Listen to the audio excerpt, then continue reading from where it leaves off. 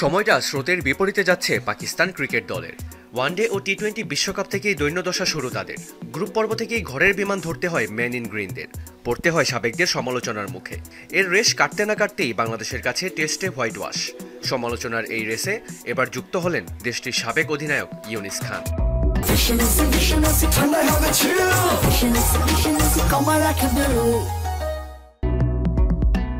ক্যারিয়ারের সবচেয়ে বাজে সময় পার করছেন বাবর আজম। টেস্টের সবশেষ অর্ধশতকের দেখা পান 2022 সালের ডিসেম্বরে। ঘরের মাঠে টাইগারদের বিপক্ষে টেস্ট সিরিজে 4 ইনিংসে করেছেন মাত্র 64 রান। সেই সাথে 3 সংস্করণ মিলিয়ে সবশেষ 10 ইনিংসে কোনো 50 করতে পারেননি এই ব্যাটার। তাই তো সমালোচনার তীর ধেয়ে আসে বাবরের দিকে। সে কারণেই ক্রিকেটে নিজের মনোযোগ ফেরানোর পরামর্শ দিয়েছেন ইউনিস। বাবরের জন্য আমার একমাত্র পরামর্শ হলো ক্রিকেটে মনোযোগ দেওয়া উচিত, তার বাড়াতে হবে পারফরমেন্সের ধার।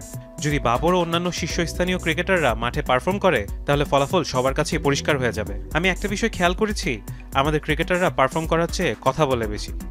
ভারতের অধিনায়ক থাকা অবস্থায় রান খরায় ভুগছিলেন বিরাট কোহলি। তখন নিজের খেলায় মনোযোগ দিতে অধিনায়কত্ব ছেড়ে দিয়েছিলেন তিনি। তাই তো কোহলির কাছ থেকে বাবরকে শিক্ষা নিতে বললেন ইউনিস খান। বাবরকে বুঝতে হবে সে ভবিষ্যতে কি অর্জন করতে চায়। অধিনায়কত্ব ছোটখাটো ব্যাপার, তবে পারফরমেন্স হচ্ছে জরুরি বিষয়। বিরাট কোহলি নিজের ইচ্ছায় অধিনায়কত্ব ছেড়ে দিয়েছিল এবং এখন সে বিশ্বজুড়ে রেকর্ড ভেঙে চলেছে। এখানেই দেখা যাচ্ছে যে দেশের হয়ে খেলাটাই সবসময় প্রাধান্য পাওয়া উচিত। এরপর যদি কোনো শক্তি অবশিষ্ট থাকে তাহলে না হয় নিজের জন্য খেলো। অক্টোবরে ইংল্যান্ডের বিপক্ষে 3 ম্যাচের টেস্ট সিরিজ খেলবে পাকিস্তান। সেই সিরিজে পারফরমেন্স দিয়ে সব সমালোচনার জবাব দিবে ম্যান ইন গ্রিনরা, এমনটাই প্রত্যাশা পাক ক্রিকেট ভক্তদের। মেহেদি রিয়ান, যমুনা স্পোর্ট।